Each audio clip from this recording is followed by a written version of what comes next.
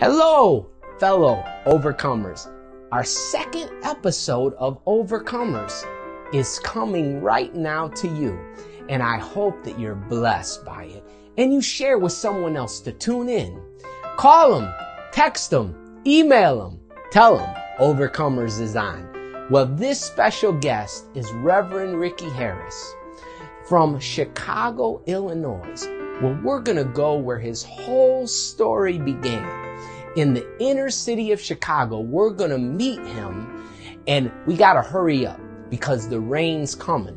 There's a little window, it looks like, that we should be able to catch and be able to record his testimony of overcoming in this life that God has given him. Well, let's get going. We don't want to miss this wonderful, great man of God.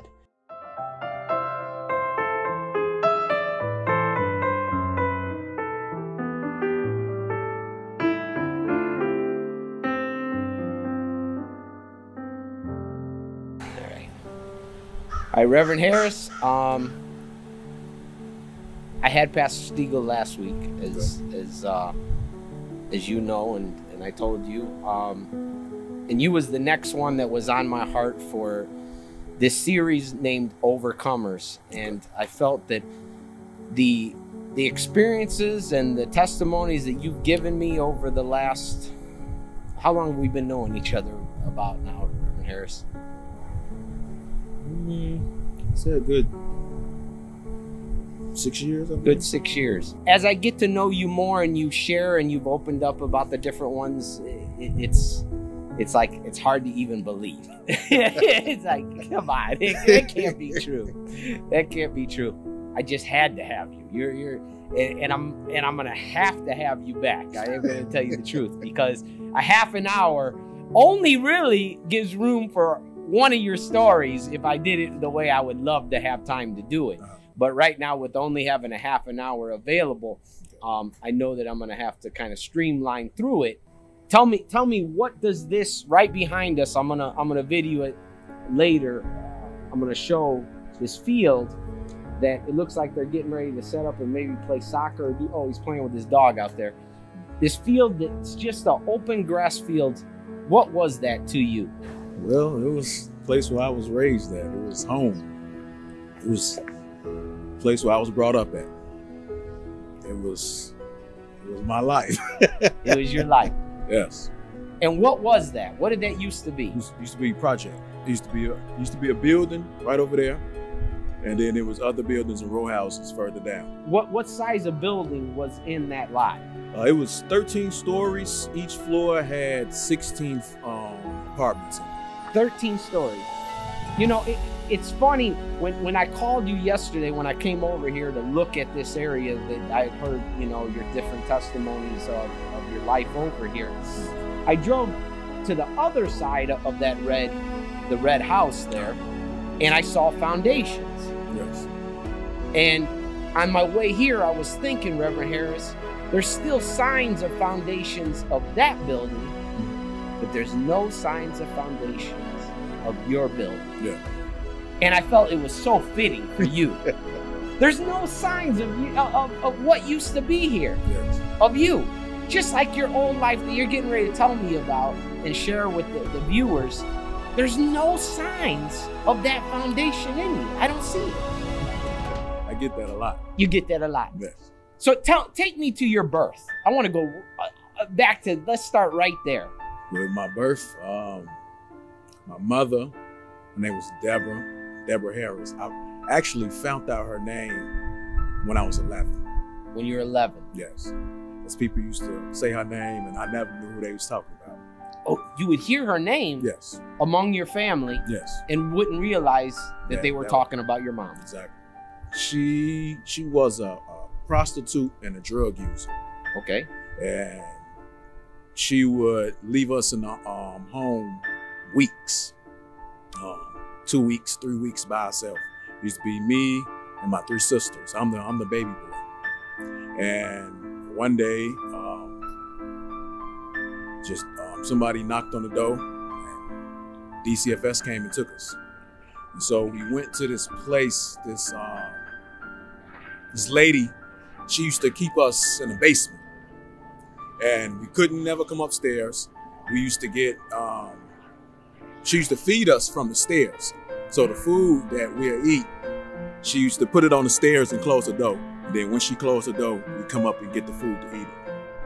We stayed there for about, I said about maybe 4 or 5 months, I believe. And then once we left there, we went to the house, the place where I grew up at, which was... Here or no? Yes, it was here. Right here. This is where you end up. Yes. Okay. And so now the one that would feed you from, so expound a little more on that, if you would. Well, I only, since I was a baby, I really only have what they gave me. Okay. With my sister. Okay, this is something your sister shared with you because she's older. Yes. How much older is your sister? She's 10 years older than me. Oh, she's 10 years? Yes, 10 years. Oh. So she remembers a lot of this hardship that you guys had to face. Yes. She told me stories about that. She remembered when the pimp used to come in and beat our mom and beat her in the bed while we was laying next to her, and then drag her out the house. Jeez. And so she wouldn't be coming back for a couple of weeks. And when she did come back, she'd have marks all on her and face swole, and she just lay in the bed with us, like, and mention nothing about what happened. Jesus, just a victim. Yes. She told me stories about my father, about how they said it was a miracle for me to even be alive because he used to beat on her. And he used to kick her down the stairs while she was pregnant with me. And they were surprised that I still was able to be born. What a miracle. Jesus. Okay, so now, you almost just, woo. So here you are now, and you said your sister told you how someone would just feed you? Yes. From the lady that the DCFS put us with, she really didn't have no relationship with us. She was only in it for the money. Okay. And so we didn't have any beds or anything. We just stayed in the basement. No beds? No, me, my older sister, and my sister. I'm the baby, but she's the next one higher than me. And she would just give you food and you stayed in the basement. Yes. Your life was in the basement as a yes. toddler. Yes. As a and my sister took care of me. Wow. And this was when I was like about 6 months. Man, look how God let you have somebody to watch over you, your own sister. Yes. And also, because I had drugs in my system, I wasn't, one of the regular kind of babies. I had fits. I had a lot of problems with me. And so your sister dealt with these different behavior things that you were dealing with. Yes. But she stayed by your side, it sounds like. Yes. Wow. So now, then you tell me then you ended up getting taken by a foster parent right here, right? Yes. Well, in this building. How it happened was my uncle married this lady. Okay. And he asked her if she could, take us in. And she took us in, and she placed me with the grandmother and placed my other 2 sisters with her mother. So this is your actual uncle? Yes, this is my actual uncle, yes. And he got his wife to take you in, her distant nephew, not by blood. Right. And did he take in your sister also? Yes, he took in all of us. Oh, how many was there? It's 4 of us, but one of the sisters, she went with her grandmother, and me, my sister Keena, my sister Rashara, we went with my uncle. So now you're with your uncle, which is your aunt. Yes. And share with me how this experience now was. Now it's not somebody just getting paid for taking care of you, right? This is family. now everybody has their own story of why they do what they do. Yes. And that's what's so amazing, what we're going to get to when you shared some of these things with me. But how was the environment of... Well, she had other children too, if I remember correctly. She actually has a daughter that's a year younger than me. And my uncle, they stayed married for about a year. Then after the year, he left and left us with the family. So he left and she kept you? Yes. Jesus. And so I went with her grandmother, and my sisters went with her mother. Okay. And so this Prairie Courts was where I was raised at. And, you know, looking back at it, back then, from the time that I can remember my childhood, it was rough. It was rough. Yes. You know, to the point of being locked in cages. Sometimes I used to get locked in the cage with the cat. And we had a mean cat, and I used to have to hold the cat down and keep from getting scratched up. Wow. And this was like my punishment. It was your punishment? Yes. Because you had some troubles. You yes. were kind of, because you were a little hard, right. So this is how she was trying to train you. It actually trained me. It actually did. So when you look back, how did being locked in a cage with the cat train you? It made me man up to the world. You know, it made me, you know, I used to have so much hatred and anger, you know, towards her for a lot of the stuff that I went through. But as I got older, I realized that it made me the man who I was. You know, I remember a time when I came home bloody from school and came in crying. And my grandmother, she got mad at me. She got mad at you? Yes. And she asked me, why am I coming in all bloody crying like a punk? And she grabbed me by my neck and told me to show her who whooped me. And I showed her, and she said, she took me to the guy and told me, now if you don't beat the mess out of him, I'm gonna beat the mess out of you. Jeez. And I beat the mess out of that guy because I was afraid of your grandma. Yes. Yes. You were afraid of, right? Yes. You know. So now, around what age was you here at this place where she's hardening you up for where she's bringing you up? Really, you know, yes. She's bringing you up in a rough area. Yes. And she knew for you to survive where she had you, that you were going to have, I mean, in her mind. Yes. Well, that situation happened at 7. 7 years old. So yes. not no 14, 15, 7. Jesus. So here you are. And now, had you already started getting involved in the drug life? The age 7, no, not sure. No. About what age did you start this? It was around, I think I was 11. 11. I know I was in 6th grade. So 4 years later. Yes. And how did you get introduced to that? Well, it was the only thing that you saw around you. Because I used to, when I was younger, I used to watch Dick Tracy. Dick Tracy. So I wanted to be a detective when I was younger. Uh-huh. But then, you know, when you start seeing the environment and the things that the police used to do to you around here, you know, being a detective, being a police officer wasn't something that you continue to want to be. Wow. Wow. So, I say around, I started hanging out with, you know, some of the guys. You know, one of the things that they did, some of the guys did, they wanted you to be in school. Oh, they did? They yes. would want you to be in school? Yes. But you had some guys that told you that schools was for fools. Right. And you ain't making no money in school. And so what I used to do was, because my brother, my adopted brother, he was a drug dealer. He was? Yes. And so as I got older, I wanted to be like him. Be like him, because he probably had some things. Yes. The clothes and... Yes, he had the clothes, the money. He had it.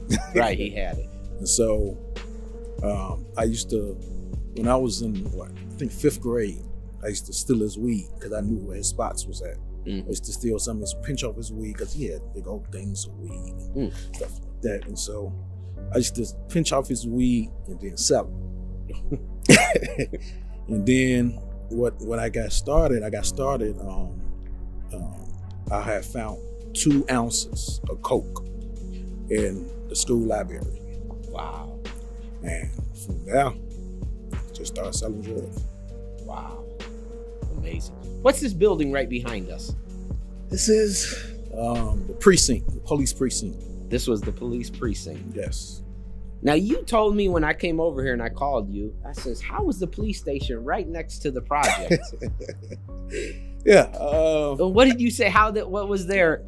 Police used to be scared to come to the building. They were scared to come to the building. Yes. Right here, where you could look out the window, come out the back door. Yep. And be at it. Yep. There was so much violence that they were afraid. Yes. And that's where you had to live. Yes. Where they were afraid to go. Yes. The ones that legally can carry firearms and call themselves the law. Yes. This police station, we had a lot of encounters with them. A lot of police, they used to sell guns to us. They would sell the guns. Yes, they used to sell guns to us. You know, and sometimes that they would, you know, you get on their bad side, they'll take you and drop you off in your rival neighborhood. And you used to have to run back home. They wanted to keep some fear in you, yes. even though they feared you. Yes. Wow. Wow. Share with us what started leading you out of this life.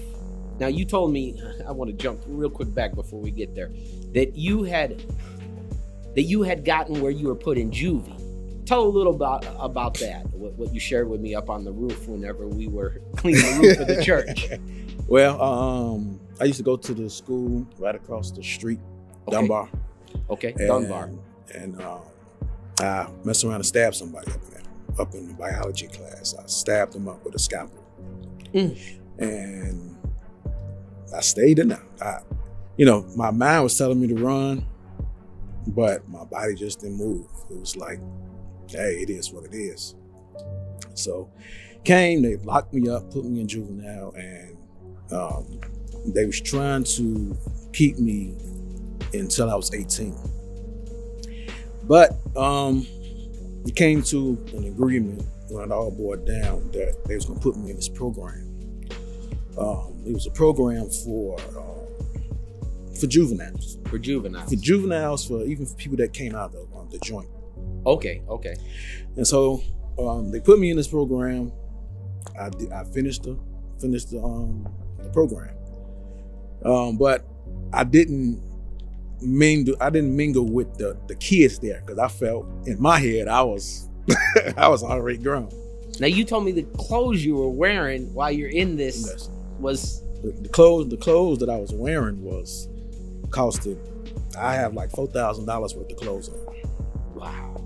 You know, and the guys, the mentors, that they knew I was a drug dealer. One time, my mentor picked me up, and I had told him, "Hold on, let me serve a few of these customers before I go." And he waited. But they liked you, didn't they? Yeah, because you still had a good personality. Yes. In spite of you being so dangerous. Yes. you were dangerous. What was the milestone where you ended up moving you from that life to where that today you're a man of God, you're a preacher, you're an ordained preacher of the gospel of Jesus Christ? Yes. That goes against everything that life had you in. Yes. Got tired. It's like a cycle. Wow. You know, when you live this life, you constantly looking behind your back. You don't know who your true enemies are. You don't know even the friends, the circle who you hang with can be your enemy. You know, and it's like you get tired of it. You know, it was to the point to where I didn't even trust my own brothers. You know, I slept with one eye open because I didn't know if they was gonna take me out. You know, so much jealousy, envy, hatred. And so, you know, I got tired of it. Instead of getting locked up constantly. Get out 3 months, you lock right back up. You get out for 2 months, you lock right back up. Yeah, get tired of it. Before I got locked up, I felt the Lord tugging me. And I actually got up and, because I had went to my sister's church one day. and they was calling an altar call. I got up and I went down there and I gave myself over to the Lord. And that same week I got locked up. Yep, and all the Lord stuff went right out the door.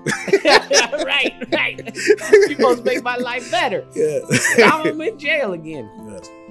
It wasn't even you're supposed to make my life better. It was ain't no Jesus going on up in this county. You gotta be tough up in there.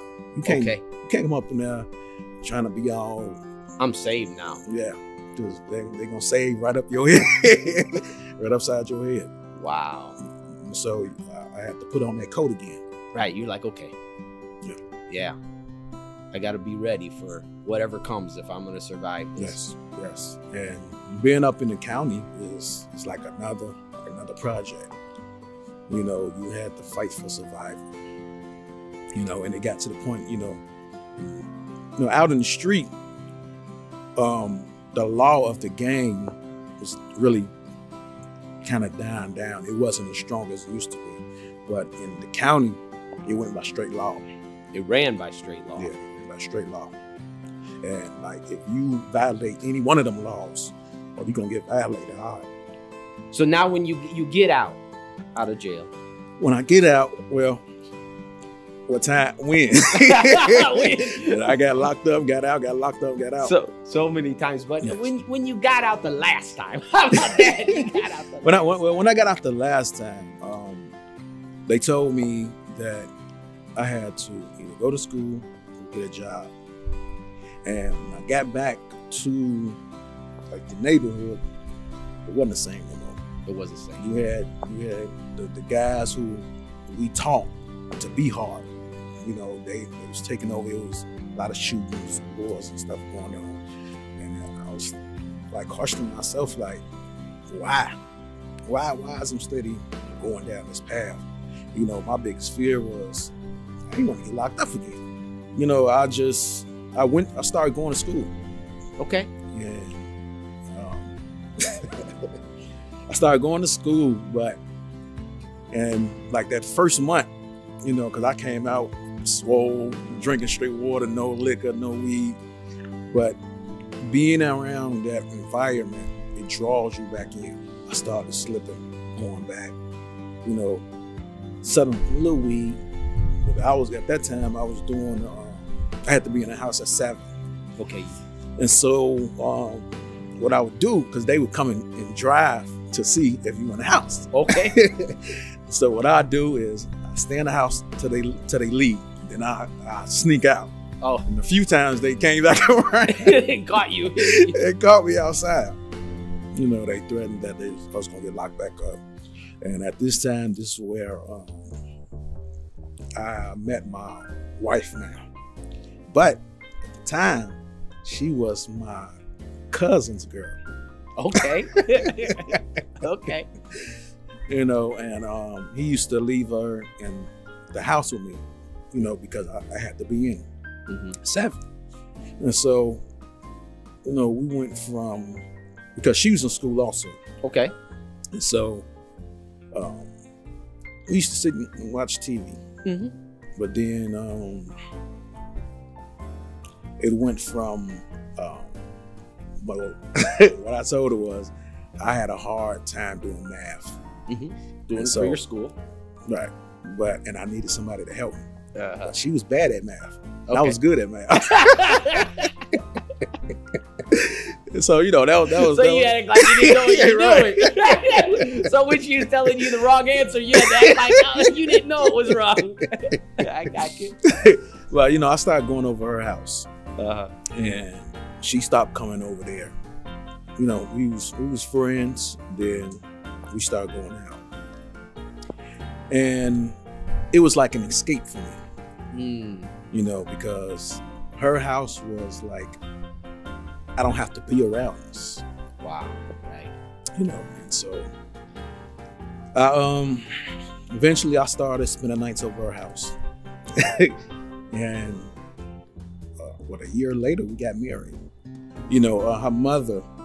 Her mother showed me love that something that I never felt before. Wow. You know, like even though that it was a lot of, you know, stupid stuff I was doing. So her mother showed you love. Yes. And so, you know, in spite of the stuff that I was doing, she still, you know, even to the point to where she said that she would adopt me, you know, and I felt like that. This is love I've never felt. Yes. Yeah. And she would, even at that time, she would take my side over her daughter, right? Over her daughter. It was just, I enjoyed being around it. Wow. You know, and I started, you know, staying over there. And a year later, we got married. And actually, before we got married, she started going to church. Your wife? Right. She started going to church. Okay. This was around the same time that I got my head busted in, fingers broke, nose broke, just tore up. She had asked me that I wanted to go to church with her. And I'm all messed up. You know, I'm like, going to no church with all them hypocrites. Right. You know, they up in there judging and they go, oh yeah, but all of them going to hell. I might as well enjoy myself and go to hell. And so one day I went into the church, and I thought that people was gonna be, you know, you need to get saved, you need to, all that sin you're doing. But pastor told them to leave me alone. And so I'm like, okay, I wasn't expecting this. Right. You thought they were gonna get all on you. Yes. And so pastor, when I was leaving out, she said, you know, I see you again. I'm like, yeah. So when I came back the next week, I got saved. Wow. I'm going to go ahead and cut it off here. We see the rain is coming up a little bit. You know? I think we about got enough, and I appreciate you coming out. I took some pictures, and we're definitely we're gonna pick it up and do more of your story. Thank you so much for coming. Thank you. And fighting the rain. I was getting dressed, and I said, what should I wear? And I said, Reverend Harris has a story that it was a warrior story. I said, I'm going to put out my one only camouflage thing that I got in the closet, and it'd be fitting. And we love you, and we're praying for you and your family, and it's just a miracle what you're doing. And we're going to go into that more. Amen. Amen.